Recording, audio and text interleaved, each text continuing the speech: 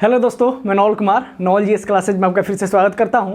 जैसे कि हम लोग मध्यकालीन भारत का इतिहास का सीरीज पढ़ रहे थे लोग, ठीक है ना। उसमें जो है सल्तनत काल से संबंधित जो भी वंशज थे और उनमें कौन कौन शासक हुए थे उसके तिथि क्रम के अनुसार से एक वीडियो अपलोड कर दिया गया था। उसमें हम बताए थे कि जो भी वंशज हम बताए हैं उस पर सेपरेट कर करके एक वीडियो जो है अपलोड किया जाएगा। उसी के श्रृंखला में हम आज पढ़ने वाले हैं गुलाम वंश। सल्तनत काल चल रहा है जो कि 1206 से 1526 ईस्वी तक था, और उसी क्रम में आज हम लोग पढ़ने वाले हैं गुलाम वंश, इस जिसको दास वंश कहते हैं या ममलुक वंश कहते हैं लोग। इसमें प्रमुख 5 गो वंशज था जो कि हम इसके पिछले वीडियो में आपको बता चुके हैं। कौन कौन से प्रमुख शासक हुए थे उसको हम लोग बारी बारी से बोले थे कि एक वीडियो में हम सेपरेट करके सब वंशज को जो है बारी बारी से आपको बता देंगे, उसके प्रमुख कार्य और उससे संबंधित जो भी प्रमुख घटनाएं हुआ है जो बार बार आपके एग्जाम जैसे कि मुख्यतः बीपीएससी, एसएससी हो गया, रेलवे हो गया, आपका जो भी बैंकिंग संबंधित एग्जाम हो गया, पुलिस से संबंधित एग्जाम हो गया, उसमें जो क्वेश्चन बार बार रिपीटेड है या पूछा जाता है उसी क्वेश्चन हम लेकर आए हैं, ठीक है ना। जो भी या पूछने का संभावना है उसको हम लेकर आए हैं, ठीक है। तो इस सेशन को ज़्यादा से ज़्यादा आप लोग शेयर कर दीजिए लो, जो भी दोस्त है, ठीक है, लाइक कर दीजिए लो थोड़ा। और जो भी जिस टॉपिक पर आपको वीडियो चाहिए उसको कमेंट सेक्शन में आप लोग जरूर लिखेगा लो। चलिए वीडियो को शुरू करते हैं। देखिए, जैसे कि सल्तनत काल हम पढ़ा दिए थे, कौन कौन सा थी, पढ़ाए नहीं थे, उसका जो तिथि क्रम है और प्रमुख वंशज है उसके बारे में हम बताए थे। उसी क्रम में जो है पहिलका वंशज जो था गुलाम वंश, जिसे दास वंश या ममलुक वंश कहते हैं। अब आपको पता ही है दास वंश या ममलुक वंश, ठीक है, क्यों कहा जाता है? क्योंकि जब मोहम्मद गोरी भारत से गया तो उन्होंने अपने एक दास जो है जिसका नाम था कुतुबुद्दीन ऐबक, उसको क्या करता है, लाहौर के क्षेत्र में छोड़कर चला जाता है। कहता है कि आप अब तुम इसका क्या करो, देख रेख करो। वहीं जो था कुतुबुद्दीन ऐबक क्या करता है कि लाहौर को अपनी राजधानी बनाता है और बिना सुल्तान की उपाधि धारण किए हुए क्या करता है कि एक वंश का स्थापना करता है जिसे हम लोग गुलाम वंश या दास वंश या बहुत ऐसे इतिहासकार हैं या बुक है जिसमें हम लोग क्या कहते हैं, उसको ममलुक वंश कहते हैं, ठीक है ना। उसी के बारे में आज हम लोग डीपली जो है पढ़ने वाले हैं लोग, बहुत अच्छा से इसको बारी बारी से करके देखेंगे लोग। तो देखिएगा, गुलाम वंश या दास वंश या ममलुक वंश। अब बहुत सारा कहता है कि गुलाम वंश क्यों कहा जाता है, दास वंश क्यों कहा जाता है। तो दास वंश हम बताए ही थे क्योंकि इस वंश में, पूरे वंश में, गुलाम वंश में 3 गो दास हुए थे जिसको आपको पता ही होगा। एक था कुतुबुद्दीन ऐबक, दूसरा था इल्तुतमिश और तीसरा कौन था, बलबन था। इसीलिए इसे दास वंश कहा जाता है। लेकिन इसमें बहुत ऐसे प्रमुख शासक हुए जिसके आधार पर कहा जाता है कि इसके दास वंश कहना उचित नहीं है, इसीलिए बहुत सारे इतिहासकार इसको क्या कहते हैं, ममलुक वंश कहते हैं। इसी के बारे में आज हम लोग पढ़ने वाले हैं लोग। तो शुरू करते हैं। गुलाम वंश जिसे हम लोग दास वंश या ममलुक वंश कहते हैं, इसके अगर तिथि क्रम का बात किया जाए तो 1206 से 1290 ईस्वी तक रहा। इसमें बहुत सारे ऐसे इंपॉर्टेंट जो है शासक आए। इसी क्रम में जो पहला शासक जो था वो था कुतुबुद्दीन ऐबक। जो कौन था, कुतुबुद्दीन ऐबक था। उसके तिथि का बात किया जाए कब से कब तक राजा रहा, तो 1206 से 1210 ईस्वी तक वो शासन करता है। तो इसे क्या कहा जाता है, इसे गुलाम वंश या दास वंश का संस्थापक कहा जाता है, कुतुबुद्दीन ऐबक को, जो कि 1206 ईस्वी में गुलाम वंश या दास वंश या ममलुक वंश की स्थापना करता है। यह ऐबक का गुलाम था। जो था ऐबक जो था मोहम्मद गोरी का विश्वासी दास था या गुलाम था, दास कहिए या आप गुलाम कहिए। किसका गुलाम था? जो ऐबक था, कुतुबुद्दीन ऐबक, मोहम्मद गोरी का विश्वासी दास था, ठीक है। जब मोहम्मद गोरी जाता है यहाँ से तो जो लाहौर के क्षेत्र में और उसके अगल बगल के जो भी क्षेत्र थे, किसको देकर चला जाता है, कुतुबुद्दीन ऐबक को देकर चला जाता है। कहता है आप इस पर क्या कीजिए, इसका देख रेख कीजिए और इस पर शासन सत्ता चलाइए।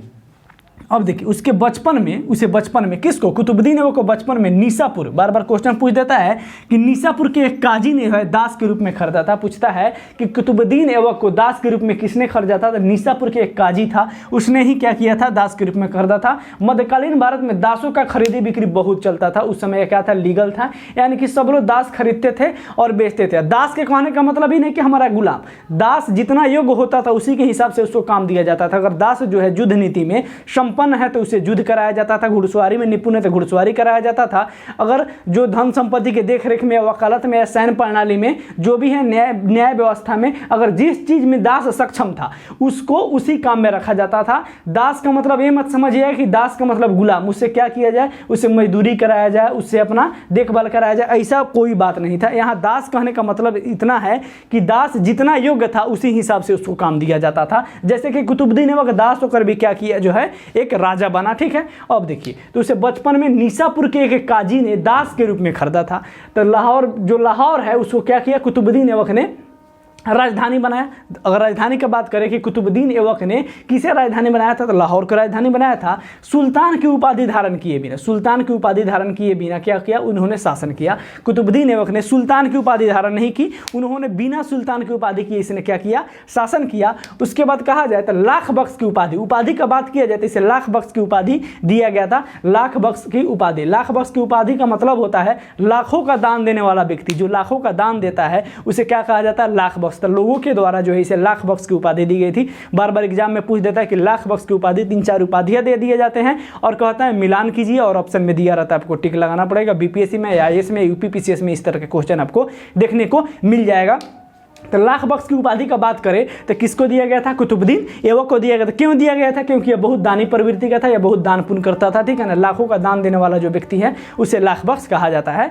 इससे संबंधित एक और क्वेश्चन पूछता है कि कुतुब मीनार की नींव किसने रखी थी। बहुत इंपॉर्टेंट क्वेश्चन है। कुतुब मीनार की नींव जो है कुतुबुद्दीन ऐबक ने रखी थी, लेकिन इसे पूरा किसने करवाया था, इसे पूरा जो है इल्तुतमिश ने करवाया था, जो कि इसका गुलाम था। इसी क्रम में हम लोग आगे पढ़ेंगे। तो कुतुब मीनार की नींव किसने रखी थी, तो बात याद रखिएगा, कुतुबुद्दीन ऐबक ने इसकी नींव रखी थी। बनवाया नहीं था, संपूर्ण मैंने पूर्ण निर्माण नहीं करवाया था, सिर्फ क्या किया था, इसका नींव रखा था। उसके बाद कहा जाए तो इन्होंने दिल्ली में जो है, देखिए ये क्वेश्चन बहुत इंपॉर्टेंट है, ये क्वेश्चन। उसके बाद दिल्ली का कुव्वत उल इस्लाम एवं अजमेर का 2.5 दिन का झोपड़ा, दिल्ली में उन्होंने कुव्वत उल इस्लाम एवं अजमेर में, जो कि राजस्थान का क्षेत्र है, 2.5 दिन का झोपड़ा नामक मस्जिद बनवाया था। बहुत इंपॉर्टेंट क्वेश्चन ही है कि 2.5 दिन का झोपड़ा किसने बनवाया था, 2.5 दिन का झोपड़ा नामक मस्जिद किसने बनवाया था, तो कुतुबुद्दीन ऐबक ने जो है 2.5 दिन का झोपड़ा बनवाया था। उसके बाद कुव्वत उल इस्लाम नामक मस्जिद किसने बनवाया था, तो उसने कुतुबुद्दीन ऐबक ने बनवाया था। ये भी पूछ देता है कभी कभी क्वेश्चन कि 2.5 दिन का झोपड़ा है क्या, 2.5 दिन का झोपड़ा है क्या, तो क्या है, एक मस्जिद है। जो क्या है, एक मस्जिद है, जिसने किसने बनवाया था, कुतुबुद्दीन ऐबक ने बनवाया था। या कुव्वत उल इस्लाम नामक मस्जिद किसने बनवाया था, तो कुतुबुद्दीन ऐबक ने बनवाया था। ये जो 2 क्वेश्चन है यहाँ से बहुत इंपॉर्टेंट है। जो 2.5 दिन का झोपड़ा था, एक संस्कृत विद्यालय था, उसको तोड़कर जो कुतुबुद्दीन ऐबक ने बनवाया था। आगे देखिएगा इसी क्रम में ऐबक की मृत्यु का बात किया जाए, यहाँ से भी क्वेश्चन पूछता है। तो 1210 ईस्वी में हुआ था चौगान, जो कि आज के वर्तमान समय में इसे क्या कहा जाता है, चौगान को पोलो कहा जाता है, जो कि घोड़ा पर बैठकर एक गेंदा को मारा जाता है। उसी के क्रम में जो है क्या हो जाती है, ऐबक की मृत्यु जो 1210 ईस्वी में चौगान यानी कि पोलो खेलते समय घोड़े से गिरकर जो है इसकी मृत्यु हो जाती है। तो यहाँ से एक क्वेश्चन आप याद रखिएगा कि कुतुबुद्दीन ऐबक की मृत्यु क्या खेलते समय हो गई थी, चौगान या पोलो, इसमें से कोई भी ऑप्शन है तो उसको आप टिक लगा लीजिएगा, ठीक है। इसके दफनाने का बात किया जाए तो इसे लाहौर में दफनाया गया था। कुतुबुद्दीन ऐबक को कहाँ दफनाया गया था, लाहौर में दफनाया गया था। इसको फिर से देख लीजिए एक बार, इसको रिवाइज करा देते हैं हम। कुतुबुद्दीन ऐबक संस्थापक जो किसका था, दास वंश का या गुलाम वंश का। उससे किसका गुलाम था, वो मोहम्मद गोरी का विश्वासी दास था या गुलाम था। निशापुर के काजी ने उसे खरीदा था। उसके बाद राजधानी किसको बनाया था, कुतुबुद्दीन ऐबक ने लाहौर को अपनी राजधानी बनाई थी। सुल्तान की उपाधि धारण किए बिना उसने क्या किया था, शासन किया था। उसके उपाधि का बात किया जाता, लाख बख्श की उपाधि उसको लोगों ने दिए थे, लाखों का दान करने वाला। कुतुब मीनार के उसने नींव रखी थी, दिल्ली में कुतुब मीनार का नींव रखा था। दिल्ली में उसने कुव्वत उल इस्लाम एवं 2.5 दिन का झोपड़ा नामक मस्जिद बनवाया था। उसके बाद ऐबक की मृत्यु 1210 ईस्वी में चौगान या पोलो खेलते समय घोड़े से गिरकर हो गई और उसे लाहौर में क्या किया गया, दफना दिया गया। उसके बाद जो है कुतुबुद्दीन ऐबक के एक पुत्र आता है आराम शाह, जो कि बहुत अल्पकालीन शासक था। 1210 से बहुत कम समय तक ही शासन रहा था, मात्र 8 महीने तक इसने शासन किया था, मात्र 8 महीने तक शासन किया था। उसके बाद इसकी क्या हो जाती है, मृत्यु हो जाती है। तो यहाँ से क्वेश्चन बहुत नाम मंत्रा पूछता है। उसके बाद देखिएगा शमसुद्दीन इल्तुतमिश, ये बहुत इंपॉर्टेंट है, यहाँ से क्वेश्चन बहुत पूछे जाते हैं। इसके तिथि का बात किया जाए तो 1210 से 1236 इसने क्या किया, शासन किया। जो इल्तुतमिश था वो ऐबक का गुलाम था, गुलाम भी था और दामाद भी था। इसकी बेटी से शादी भी किया था, ये दामाद भी था और क्या था, गुलाम भी था, ठीक है ना। अब देखिए तो इल्तुतमिश ऐबक का गुलाम एवं दामाद था। इल्तुतमिश पहला ऐसा शासक था जो कि खलीफा ने, इस्लाम धर्म में खलीफा होता है, सबसे ऊंचा पद को खलीफा कहा जाता है, जो कि राजनीतिक रूप से और शासकीय रूप से जो क्या होता है, सबसे ऊंच पद माना जाता है। तो इल्तुतमिश पहला शासक था जिसने खलीफा से सुल्तान पद की वैधानिक स्वीकृति, वैधानिक मतलब होता है नियम के अनुसार, स्वीकृति प्राप्त की।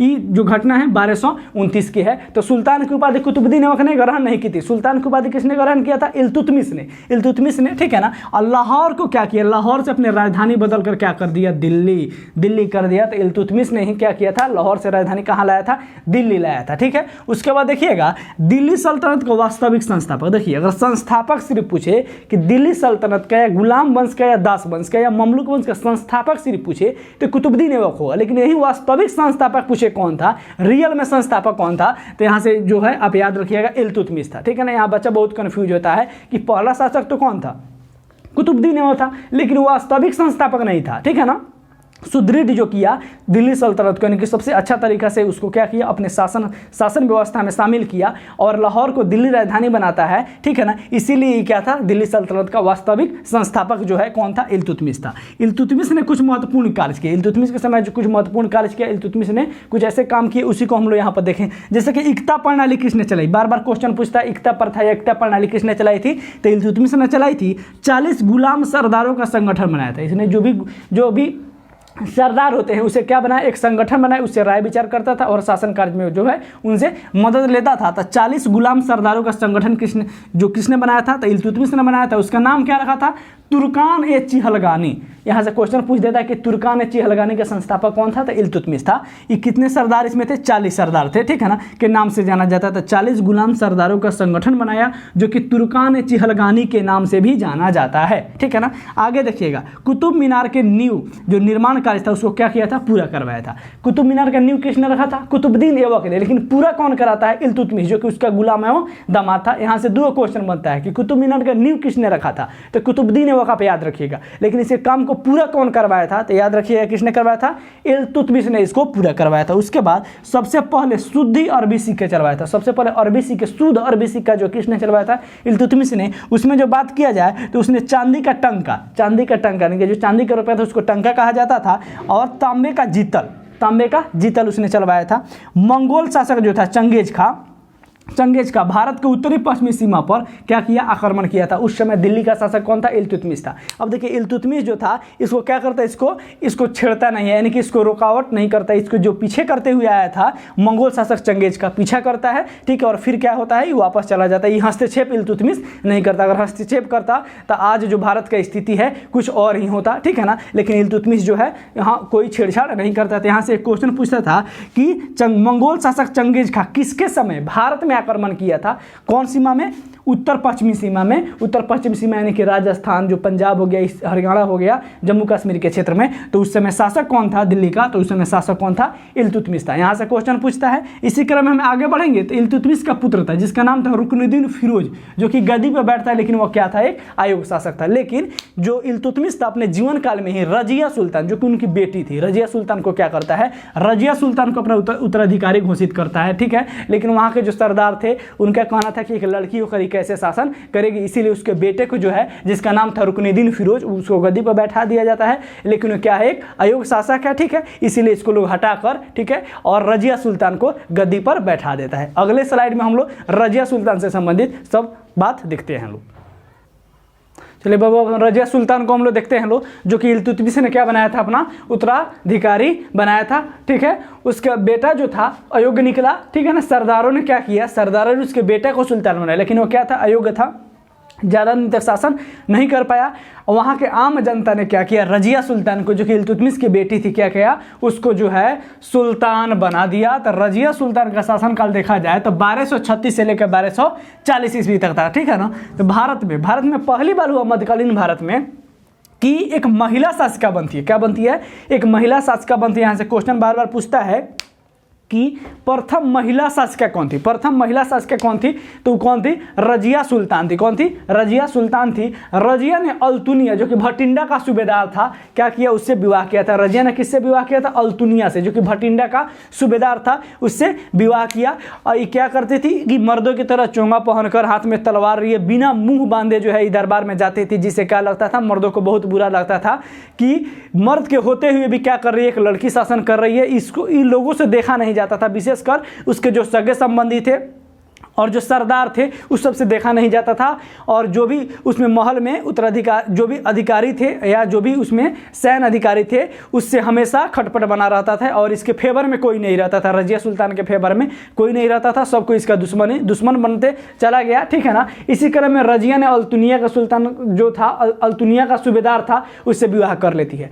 रजिया ने मलिक जमालुद्दीन याकूत को अमीर आखुर, जिसे घोड़े का सरदार कहा जाता है, घोड़ों का देख रेख के लिए क्या किया, नियुक्त किया। जब रजिया सुल्तान, यहाँ एक कहानी है, कहा जाता है बहुत सारा बुक में भी दिया है कि रजिया सुल्तान जब घोड़े पर चढ़ती थी तो जो मलिक जलालुद्दीन याकूत था, याकूत नाम याद रखिएगा, वो क्या करता था, घोड़े पर चढ़ने के लिए रजिया सुल्तान का मदद करता था, ठीक है ना। अब बहुत किताब में यह भी लिखा हुआ कि इन दोनों के बीच क्या था, प्रेम प्रसंग था, यानी कि एक दूसरे को क्या करते थे, ही लाइक करते थे। लेकिन जब क्या होता है कि ये इसे अमीर याखुर की उपाधि दी जाती है और रजिया सुल्तान इसे शादी नहीं करती है, तो ये भी क्या हो जाता है, रजिया सुल्तान के याकूत जो था रजिया सुल्तान का क्या हो जाता है, खिलाफ हो जाता है। और रजिया एवं अल्तुनिया की हत्या जो है, इसके रजिया सुल्तान और अल्तुनिया की हत्या जो है 13 अक्टूबर 1240 ईस्वी को जो है डाकुओं ने कैथल यानी कि हरियाणा में कर दिया था। इसके जो हत्या कर दिया गया रजिया सुल्तान और अल्तुनिया का उसका जो हस्बैंड था, 13 अक्टूबर 1240 ईस्वी को जो है कैथल जो कि हरियाणा में पड़ता है,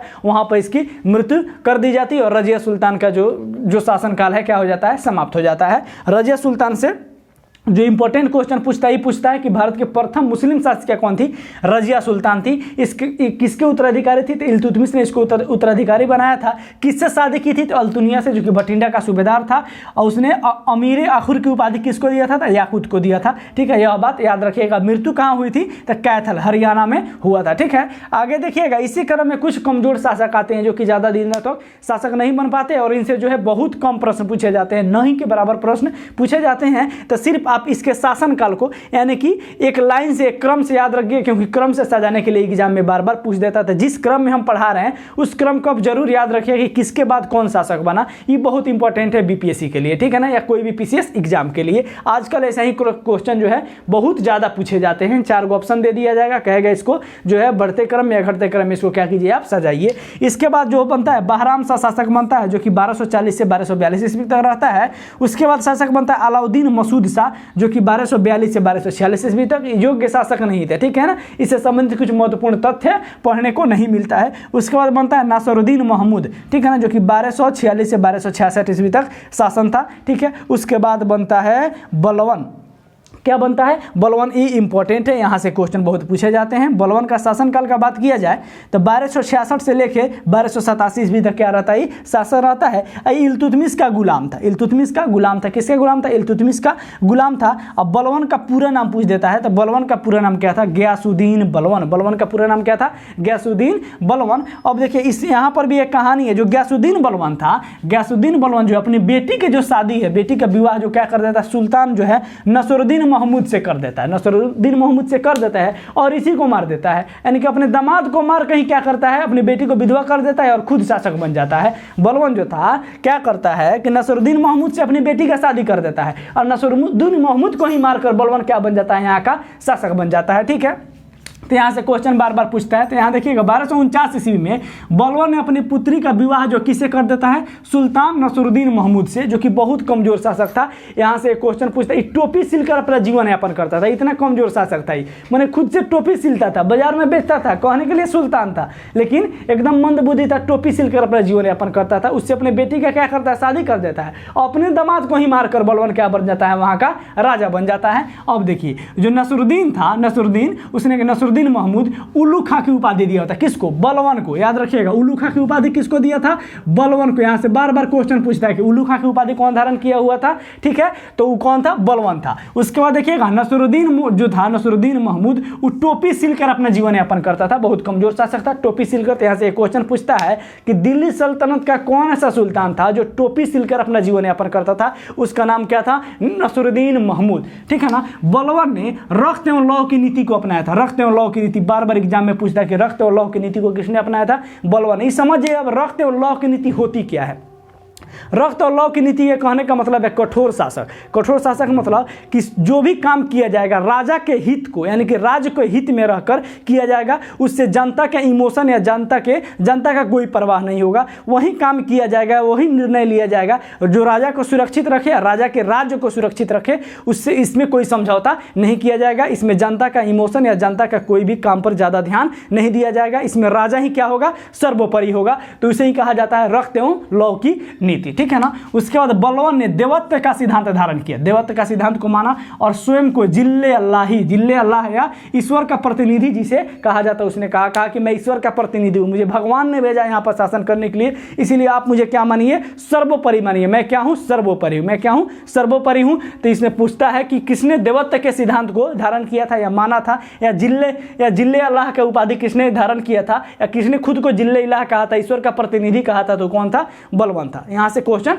याद रखिएगा। उसने निरंकुशता का सिद्धांत धारण किया था। निरंकुशता का सिद्धांत किसने ग्रहण किया था, अगर गुलाम वंश में, दास वंश में पूछा जाए तो निरंकुशता का सिद्धांत एवं रक्त और लौ की नीति का सिद्धांत किसने अपनाया था, तो बलवान ने अपनाया था, ठीक है ना। तुर्के चिहलगानी, जिसने इल्तुतमिश ने 40 को गुलाम सरदार था, इसकी इकट्ठा करके एक संगठन बनाया था जिसे क्या कहा जाता था, तुर्कान ए चिहलगानी, उसको क्या किया, इस समाप्त कर दिया। उसे कहा कि नहीं, हम इस बात को नहीं मानते हैं, हम सर्वोपरि हैं, जो हम निर्णय लेंगे वही होगा। इस संगठन को क्या कर दिया, समाप्त कर दिया। उसके बाद देखिएगा, उसने एक सैन्य विभाग दीवाने अर्ज की स्थापना की थी। सैन्य विभाग एक सैनिक संगठन बनाया जिसका नाम क्या दिया, दीवाने अर्ज। पूछता है दीवाने अर्ज के स्थापना किसने किया था, तो बलवान ने किया था। उसने सिजदा मतलब झुक कर सलाम करना, यानी कि अब सीरियल अगर देखे होंगे तो उसमें ये चीज़ जो है मिलता है कि झुक कर क्या किया जाता है, सलाम किया जाता है सुल्तान को। उसमें जो है उस सिजदा उसे कहा जाता है पाबोस, यानी कि पैर को चूमना को क्या कहा जाता है, पाबोस। उस समय इस्लाम धर्म में इसने किसने शुरू किया था,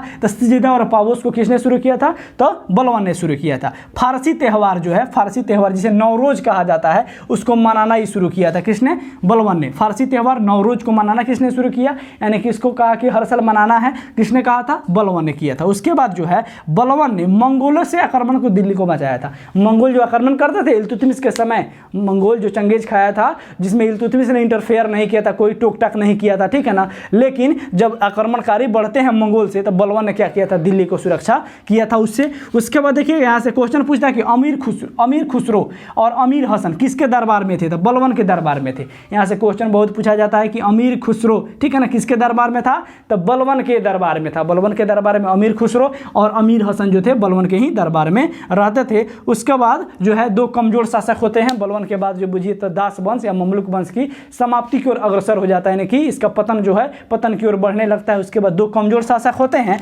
जिसमें से एक का नाम है कैक्यूबाद, जो कि 1287 ईस्वी से 90 तक ही शासन करता है। और उसके बाद अंतिम शासक का बात किया जाए तो उसका शासक था क्यूमर्स। क्या था, क्यूमर्स था, जो कि 1290 ईस्वी में शासन किया। उसके बाद जो है एक नया वंश आता है, जिसे हम लोग क्या कहते हैं, लोग खिलजी वंश कहते हैं लोग, ठीक है। तो ये जो था अंतिम शासक, बार बार पूछ देता है कौन था, क्यूमर्स। अंतिम शासक कौन था, क्यूमर्स था, ठीक है। यहाँ से क्वेश्चन ज़्यादा पूछता नहीं, सिर्फ याद रखिए कि अंतिम शासक कौन था। तो पूरा गुलाम वंश में देखा जाए तो 3 गो शासक बहुत इंपॉर्टेंट है। कुतुबुद्दीन ऐबक याद रखिएगा, 3-4 गो, कुतुबुद्दीन ऐबक, उसके बाद इल्तुतमिश, उसके बाद रजिया सुल्तान और उसके बाद बलवान। इस जो 4 गो शासक थे, यहाँ से बहुत इंपॉर्टेंट क्वेश्चन पूछता है। पहले के वीडियो में बता दिए थे, ठीक है। कौन मुसलमान थे, तुर्क मुसलमान थे। कौन मुसलमान थे, तुर्क मुसलमान थे। इससे संबंधित जो भी था गुलाम वंश से या दास वंश से जो भी ऑब्जेक्टिव क्वेश्चन पूछे गए हैं या बन सकते हैं, उसको इस वीडियो में जो है एक वीडियो के माध्यम से आपको बताया जा रहा है, ठीक है। अगर ये आपको जानकारी अच्छा लगा हो तो वीडियो को ज़्यादा से ज़्यादा जरूर शेयर कीजिएगा और नॉवल जीएस क्लासेस को सब्सक्राइब करके बेल आइकन को दबा लीजिए कि जो भी नया वीडियो अपलोड किया जाए उसको जानकारी आपको सबसे पहले मिले, ठीक है। खुश रहिए, मस्त रहिए, खूब पढ़ाई कीजिए। तब तक के लिए जय हिंद, मिलते हैं नेक्स्ट वीडियो में।